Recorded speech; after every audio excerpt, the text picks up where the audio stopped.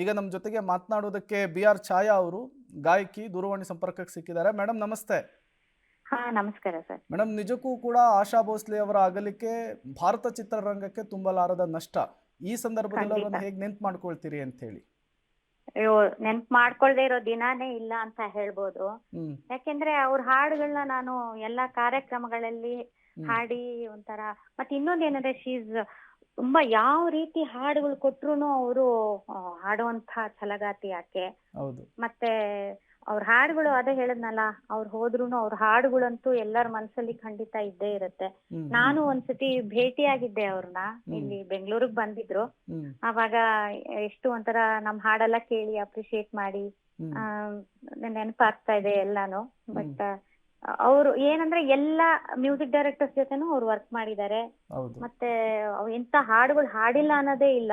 ಹ್ಮ್ ಅಂದ್ರೆ ಅವರು ಎಷ್ಟು ಅಂದ್ರೆ ಕೆಲವು ಹಾಡುಗಳು ಮಾತ್ರ ಸೀಮಿತ ಅಂತ ಹೇಳ್ತಾರಲ್ಲ, ಆ ತರದ್ರಲ್ಲಿ ಇವರು ಆಶಾ ತಾಯಿ ಬರೋದಿಲ್ಲ. ಅವ್ರು ಎಲ್ಲ ಒಂದ್ ಕ್ಯಾಬ್ರೆ ಇರ್ಬೋದು, ಒಂದು ಮೆಲೋಡಿ ಇರ್ಬೋದು, ಒಂದು ಅಂದ್ರೆ ಗ್ರೇಟ್ ಗಿಫ್ಟ್ ಕೆಲವ್ರಿಗೆ ಮಾತ್ರ ಸಿಗುತ್ತೆ ಅಂತಾರಲ್ಲ, ಹ್ಮ್ ಆ ರೀತಿಯಾದಂತ ಒಂದು ದೇವರ ಇದು ಅಂತ ಹೇಳ್ಬೋದು ಅವರು.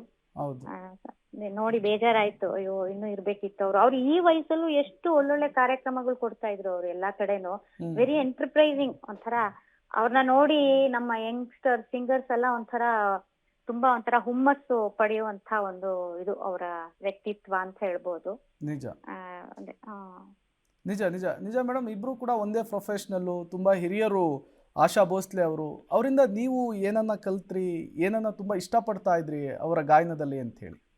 ಅಯ್ಯೋ, ಅವ್ರ ಹಾಡುಗಳೆಲ್ಲ ನಮ್ಮಂತವ್ರಿಗೆ ಸಿಲೆಬಸ್ ಅಲ್ವಾ. ಹೌದು. ಅಂದ್ರೆ ಅವ್ರ ಹಾಡುಗಳನ್ನ ಕಲ್ತ್ರೇನೆ ಸಾಕು ನಾವು. ಅಷ್ಟು ವೆರೈಟೀಸ್ ಆಫ್ ಸಾಂಗ್ಸ್ ಅವರಿಂದ ನಾನ್ ಕಲ್ತಿದ್ದೀನಿ. ಹ್ಮ್ ಹ್ಮ್ ಪ್ರೋಗ್ರಾಮ್ ಅಲ್ಲೆಲ್ಲ ಹಾಡೋವಾಗೆಲ್ಲ ಹ್ಮ್ ಅಂದ್ರೆ ತುಂಬಾ ಆಸ್ ಎ ಸಿಂಗರ್ ನಾನ್ ತುಂಬಾ ಕಲ್ತಿದ್ದೀನಪ್ಪ, ಅಷ್ಟ್ ಮಾತ್ರ ಹೇಳ್ಬಲ್ಲೆ. ಹ್ಮ್ ಹ್ಮ್ ಹ್ಮ್ ಹ್ಮ್ ಮೇಡಮ್, ಕೊನೆಯದಾಗಿ ಯಾವಾಗ ಭೇಟಿಯಾಗಿದ್ರಿ, ಕಾರ್ಯಕ್ರಮದಲ್ಲಿ ಭೇಟಿಯಾಗಿದ್ರಿ ಅಂತ ಈಗ ಹೇಳ್ತಾ ಇದ್ರಿ? ಒಂದು 6 ವರ್ಷದ ಹಿಂದೆನೋ ಏನೋ ಅವ್ರನ್ನ ಭೇಟಿಯಾಗಿದ್ದೆ ನಾನು. ಹ್ಮ್ ಅವಾಗ ಭೇಟಿಯಾಗಿ ಮಾತಾಡ್ಸಿ ಒಂದ್ ಸ್ವಲ್ಪ ಹೊತ್ತು ಅವ್ರ ಜೊತೆ ಕಳೆದಿದ್ದೆ ನನ್ನ ಅದೃಷ್ಟ.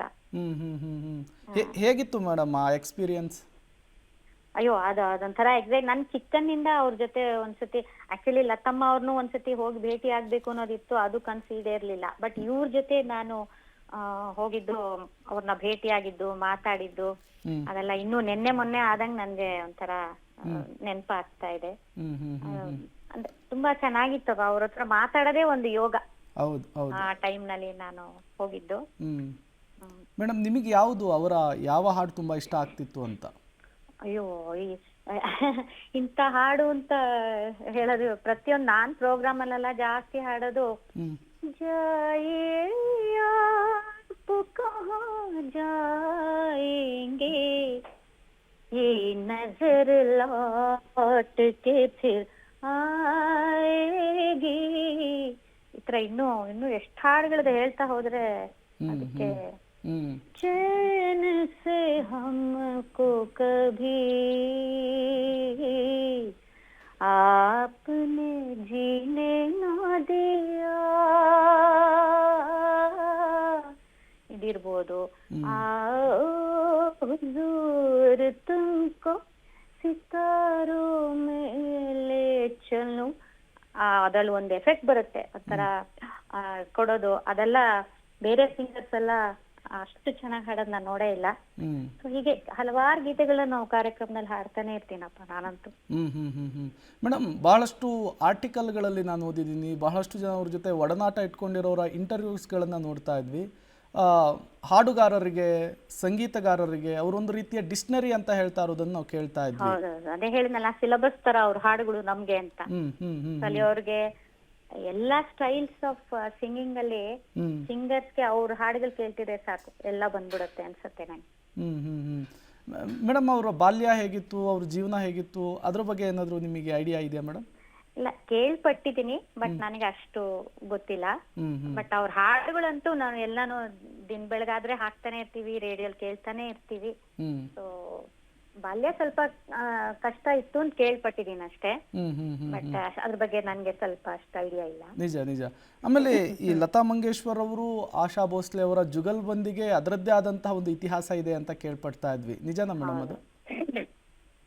ಅವ್ರು ಸುಮಾರು ಹಾಡಿದಾರಲ್ಲ, ಜೊತೆಯಾಗಿ ಹಾಡಿರೋದು ಎಷ್ಟೊಂದು ಹಾಡುಗಳು ಜೊತೆಯಾಗಿ ಹಾಡಿದ್ದಾರೆ. ಹ್ಮ್ ಬಟ್ ಇವ್ರದೇ ಒಂದು ಸ್ಟೈಲ್ ಆಫ್ ಸಿಂಗಿಂಗ್ ಅಂತ ಹೇಳ್ತೀವಲ್ಲ, ಅದು ಇವ್ರದೇ ಒಂಥರ ಸಪ್ರೇಟ್ ಅಂತ ಹೇಳ್ಬೋದು. ಕೆಲವ್ರು ಮಾತ್ರನೇ ಈ ತರದೊಂದು ಒಂದು ಐಡೆಂಟಿಟಿ ಸಿಗತ್ತೆ ಅನ್ಸುತ್ತೆ. ಅಂದ್ರೆ ಆಶಾ ಭೋನ್ಸ್ಲೆ ಅವರು ಅಂದ್ರೆ ಅವ್ರದೇ ಒಂದು ಐಡೆಂಟಿಟಿ, ಲತಮ್ಮ ಅಂದ್ರೆ ಅವ್ರದೇ ಒಂದು ಐಡೆಂಟಿಟಿ, ಆತರ. ಸೊ ಹೇಳದ್ನಲ್ಲ, ದೇವರ ಒಂದು ಆಶೀರ್ವಾದ, ಒಂದು ಇದು ಅಂತ ಯೋಗ ಅಂತ ಹೇಳ್ಬೋದು. ಹೌದು ಹೌದು. ಆಮೇಲೆ 70 ವರ್ಷಗಳ ಕಾಲ ಒಂದು ಪ್ರೊಫೆಷನಲ್ ಅಲ್ಲಿ ಹಾಗೆ ಇರುವಂತದ್ದು ಸಾಮಾನ್ಯ ಮಾತು ಕೂಡ ಅಲ್ಲ ಅಂತ. ಹೌದೌದು, ಸ್ಟಾಮಿನಾ, ಎನರ್ಜಿ. ಹೌದು. ಮೊನ್ನೆನೂ ಎಲ್ಲೋ ನೋಡ್ತಾ ಇದ್ದೆ, ಅವರು ಇತ್ತೀಚೆಗೆ ಒಂದು 3 ತಿಂಗಳ ಕೆಳಗೆ ಏನೋ, ಅವಾಗ ಏನು ಡಾನ್ಸ್ ಎಲ್ಲ ಮಾಡ್ಕೊಂಡು ಆಡ್ತಾ ಇದ್ದಿದ್ ನೋಡಿದೆ, ಅವಾಗ ಖುಷಿ ಆಯ್ತು. ಕೆಲವ್ರು ಏನಂದ್ರೆ ಒಂದ್ ಸ್ವಲ್ಪ ಇಯರ್ಸ್ ಆದ ತಕ್ಷಣ ಅಯ್ಯೋ ಸಾಕ್ಬಿಡು ಇನ್ನೇನ್ ಹಾಡೋದು, ಆತರ ಇಲ್ವೇ ಇಲ್ಲ ನೋಡಿ. ಅವರ ಎನರ್ಜಿ, ಆ ಒಂದು ಖುಷಿ, ಸಂಗೀತದಲ್ಲೇ ಮುಳುಗಿದ್ರಾಕೆ. ಸೊ ಅದನ್ನ ನೋಡಿ ನಮ್ಮ ಯಂಗ್ಸ್ಟರ್ಸ್ ನಿಜವಾಗೂ ಅವರಿಂದ ಒಂದು ತಗೊಳ್ಬೇಕು ಅದನ್ನೆಲ್ಲ. ನಿಜ ನಿಜ ನಿಜ madam. Thank you so much madam. ಇಷ್ಟೊತ್ತು ಪಬ್ಲಿಕ್ ಟಿವಿ ಜೊತೆ ಮಾತನಾಡಿದ್ದಕ್ಕಾಗಿ. ಇದು ಹಿರಿಯ ಗಾಯಕಿಯಾದಂತಹ BR ಛಾಯಾ ಅವರ ಮಾತು.